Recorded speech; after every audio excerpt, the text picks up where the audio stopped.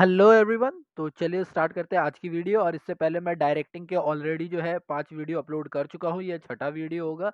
और आज का जो हमारा पिछला वीडियो था उसके अंदर हम लोगों ने मैस्लो के हिरार्की वगैरह के बारे में पढ़ा था। आज हम पढ़ेंगे नेतृत्व यानी लीडरशिप के बारे में। तो चलिए नेतृत्व के बारे में पढ़ते हैं। नेतृत्व काम पर लोगों के व्यवहार को संगठन के उद्देश्य की प्राप्ति के लिए प्रभावित करने की प्रक्रिया है। यानी बेसिकली एक लीडरशिप का काम क्या है कि आप ह्यूमन बिहेवियर को, जो भी आपके लेबर है उनके बिहेवियर को इस तरीके से करें कि वो ऑर्गेनाइजेशन के गोल को अचीव करने के लिए उसके अंदर अपने आप को इंक्लूड कर ले। यानी बेसिकली एक लीडर, अच्छा लीडर क्या होता है? जो ऑर्गेनाइजेशनल गोल के लिए लोगों से काम करवा सके। ठीक है। तो क्लियर हो गया इसका मतलब। सभी स्तरों पर प्रबंधक अपने अधीनस्थों का नेतृत्व करते हैं। यानी कि जितने भी सुपरवाइजर होते हैं, जितने भी सीनियर होते हैं, वो सभी अपने सबऑर्डिनेट्स का क्या करते हैं? नेतृत्व यानी लीडरशिप करते हैं। एक और डेफिनेशन है कि नेतृत्व अपने अनुयायियों के साथ अच्छे संबंधों को रखने की क्षमता को दर्शाता है। यानी एक लीडरशिप जो है वो ये दिखाता है कि आपका आपके फॉलोअर्स या आपके अनुयायियों के साथ, आपके पीपल्स के साथ या आपके एम्प्लॉयज के साथ कितने अच्छे रिलेशन है, तथा उन्हें संगठनात्मक उद्देश्यों की प्राप्ति हेतु योगदान करने के लिए प्रोत्साहित करता है और इनकरेज करता है। एक जो लीडर होता है वो इनकरेज करता है ताकि वो ऑर्गेनाइजेशनल गोल के लिए अपना कंट्रीब्यूशन दे सके। कौन दे सके? एम्प्लॉय दे सके। तो ये एम्प्लॉयज को इनकरेज करता है। ठीक है। देन इसकी कुछ विशेषताएं भी होंगी, विशेषताएं पढ़ लेते हैं। पहली चीज दे रखी है कि नेतृत्व किसी व्यक्ति को दूसरे को प्रभावित करने की योग्यता को दर्शाता है। यानी leadership a quality by which we get, मतलब someone else get affect. Affect बुरा नहीं, अफेक्ट अच्छा लगे उसे। जैसे कि आज बहुत सारे लोग हैं मोदी को फॉलो करते हैं, बहुत सारे लोग हैं राहुल गांधी को फॉलो करते हैं, बहुत सारे लोग हैं जो अदर नेताओं को फॉलो करते हैं। तो उन नेताओं का जो प्रभाव है दूसरों पर, वही तो उनके नेतृत्व को दर्शाता है, यानी लीडरशिप क्वालिटी को दर्शाता है। देन नेतृत्व दूसरे के व्यवहार में परिवर्तन लाने का प्रयास करता है। एक लीडरशिप जो होती है वो दूसरे का जो बिहेवियर होता है उसमें चेंज लाता है। मतलब आप डायरेक्शन लेस जा रहे हो तो आपको डायरेक्शन देने का काम किया, आप गलत डायरेक्शन में जा रहे हो आपको सही डायरेक्शन में लाने का काम किया। तो एक लीडरशिप जो होता है वो ह्यूमन बिहेवियर में चेंज लाने का काम करता है, ट्राई करता है। नेतृत्व नेता तथा अनुयायियों के बीच के मध्य उनके पारस्परिक संबंधों को दर्शाता है। यानी कि एक जो हमारे अच्छा लीडर होता है, ये जो हमारा लीडरशिप होती है, लीडरशिप दिखाती है कि भैया लीडर के और फॉलोवर के बीच में कैसा रिलेशन है। ठीक। नेतृत्व संस्था के लक्ष्यों की प्राप्ति के लिए किया जाता है। तो लीडरशिप जो होती है वो हमेशा ऑर्गेनाइजेशनल गोल को अचीव करने के लिए किया जाता है। एंड नेतृत्व एक लगातार चलने वाली, निरंतर चलने वाली प्रक्रिया है, तो of course it's a continuous process. Then नेतृत्व की शैलियों की बात करेंगे। तो नेतृत्व की शैलियां यानी कि आपके मेथड क्या क्या हो सकते हैं लीडरशिप के। तो नेतृत्व शैली से हमारा आशय नेता के सामान्य व्यवहार से, यानी एक जो लीडर होता है उसका जनरल बिहेवियर कैसा है, व्यवहार का वह पैटर्न जो एक नेता के लिए सामान्य रूप से प्रदर्शित करता है, यानी उसे नेतृत्व की शैली कहा जाता है। यानी कि एक इंसान का जनरल बिहेवियर सबके साथ कैसा है, एक लीडर का जनरल बिहेवियर कैसा है, उसे हम लोग क्या बोलते हैं? उसकी शैली यानी उसका मेथड कहते हैं। जैसे कि मैं आपको बताता हूँ। अब कुछ लोग होते हैं जो फ्रंट पे आके वर्क करते हैं, कुछ लोग होते हैं बैक पे वर्क करते हैं, बैक फुट पे वर्क करते हैं, कुछ लोग इनडायरेक्ट वर्क करते हैं। तो किस टाइप का वर्क, किस टाइप का डिसीजन लेना उस वाला इंसान है, ये नेतृत्व की शैली को दर्शाता है। एक नेतृत्व शैली नेता के दर्शन, व्यक्तित्व यानी कि जैसा उसकी पर्सनैलिटी है, उसके एक्सपीरियंस, उसकी वो किस चीजों को वैल्यू देता है, उसका रिजल्ट है कि उसके वैल्यूज क्या है, उसका एक्सपीरियंस क्या है, उसके पर्सनैलिटी क्या है। ये सब मिल करके उसके एक टाइप या मेथड ऑफ लीडरशिप को दर्शाती है। ये अनुयायियों के प्रकार एवं संगठन से प्रचलित वातावरण पर भी निर्भर करता है। यानी कि ये डिपेंड, इस पे भी डिपेंड करता है कि उसके फॉलोअर किस टाइप के हैं और संगठन का जो करंट वातावरण है यानी करंट एटमॉस्फेयर है वो कैसा है, करंट एनवायरनमेंट कैसा है। क्योंकि हमने पढ़ा हुआ है बिजनेस एनवायरनमेंट चेंज होता रहता है, बोलना नहीं है पीछे का। अब बेसिकली हमारे पास तीन है: निरंकुशवादी नेतृत्व यानी ऑटोक्रेटिक लीडरशिप, जनतांत्रिक सहभागी लीडरशिप और अहस्तक्षेप लीडरशिप यानी कि लेजिस फेयर रेन लीडरशिप। अब देखो इसका मैं आपको सिंपल सा एग्जांपल बता देता हूँ, मैं आपको एक्सप्लेन कर दूंगा। ये है अपना एवेंजर वाले आयरन मैन, ये है हमारे कैप्टन अमेरिका, और ये है हमारा निक फ्यूरी। मैं मजाक नहीं कर रहा, मैं सीरियसली मैं इसी के हिसाब से एक्सप्लेन करने वाला हूँ मजेदार तरीके से, आप लोग मेरे साथ बने रहो। तो देखो सबसे पहले ऑटोक्रेटिक के बारे में होगा और आपको बड़े इजीली एक्सप्लेन करता हूँ। ऑटोक्रेटिक क्या होता है? देखो आपको यहीं से पता चल जाएगा, ये तो ये फोटो दे रखी है कि भैया ये फर्स्ट वाला ऑटोक्रेटिक है, सेकंड हमारा लेजिस फेयर है और थर्ड हमारा डेमोक्रेटिक है, ठीक है।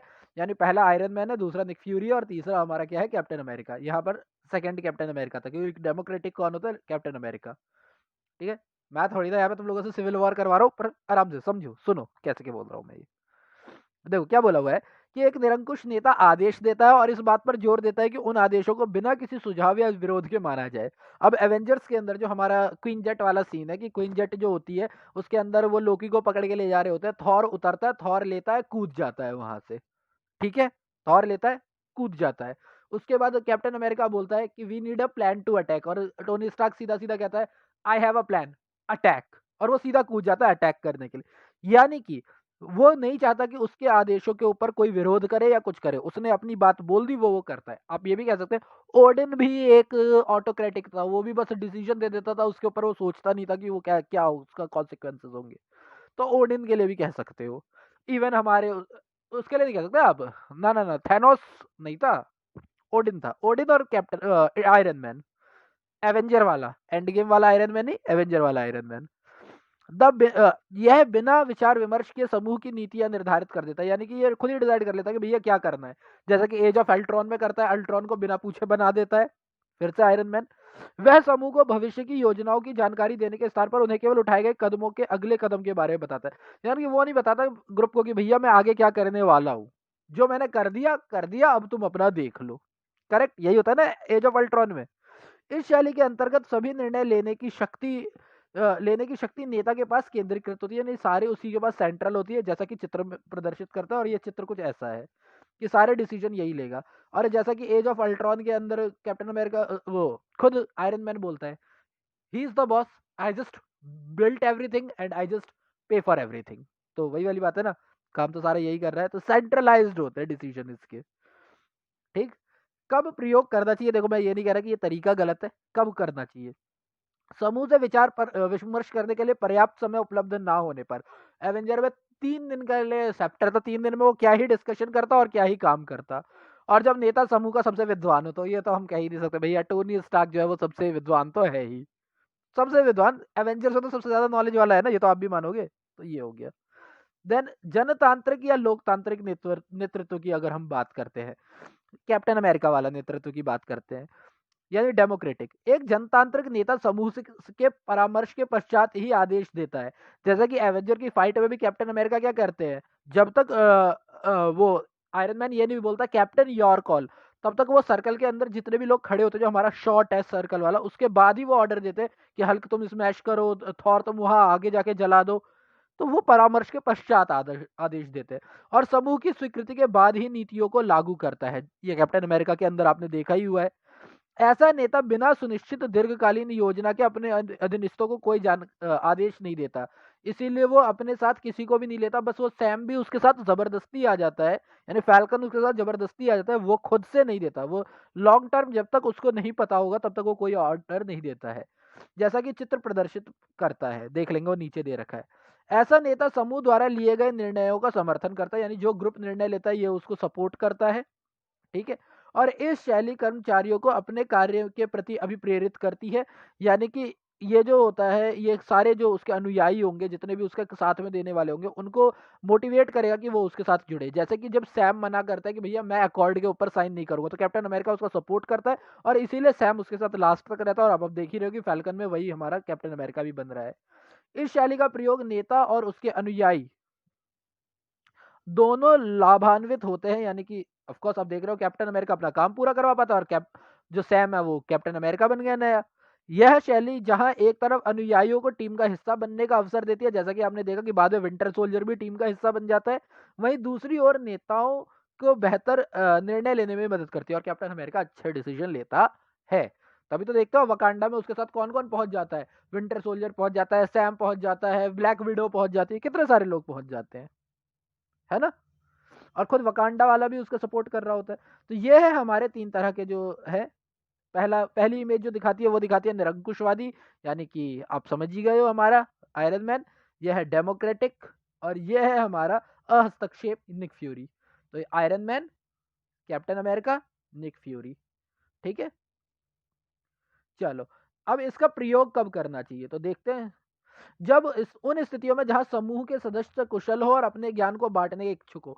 कैप्टन अमेरिका का जो साथी था वो कोई ऐसा वैसा इंसान नहीं था, वो खुद भी आर्मी में काम कर चुका था। दूसरा ब्लैक विडो जो मल्टीपल ऑपरेशंस कर चुकी है। फ्लिंट स्पाई, एक बहुत ही अच्छा स्पाई रह चुका है, सोल्जर रह चुका है। तो जब आपके टीम मेंबर्स कुशल हों और अब तब आप इस चीज का यूज करते हो।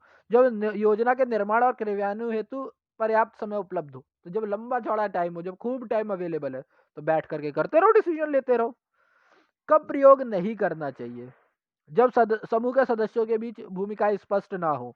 तो जैसे कि वो कोशिश करता है, जब आयरन मैन सिविल वॉर के अंदर, जब आयरन मैन और कहते हैं कैप्टन अमेरिका के बीच चीजें क्लियर नहीं होती है, तो डेमोक्रेटिक तरीके से नहीं होता, दोनों अपने अपने रास्ते पर चले जाते हैं। और जब समय की कमी हो, यानी लास्ट मोमेंट के डिसीजन हो, तो वहां पर भी जनतांत्रिक फैसले नहीं लेने चाहिए। देन आता है हमारा हस्तक्षेप में, ये पूरा कंप्लीट करवा देता हूँ, थोड़ा सा वीडियो लंबा होगा पर चलेगा। ये हमारे निक फ्यूरी साहब हैं, ठीक है। इस नेतृत्व शैली के अंतर्गत नेता अपने अनुयायियों को पूरी स्वतंत्रता प्रदान करता है। देखो निक फ्यूरी यही करता है, वो अपने अंडर जितने भी लोग होते हैं उनको पूरी तरह से फ्री कर देता है। उसने कैप्टन अमेरिका को भी फ्री किया हुआ था, उसने आयरन मैन को भी फ्री किया हुआ था। ऐसा नेता शक्ति व अधिकारों का प्रयोग कम से कम करता है, यानी वो बहुत ही कम अपने पावर्स का यूज करता है, हमने देखा हुआ है, ऑर्डर मानने के लिए।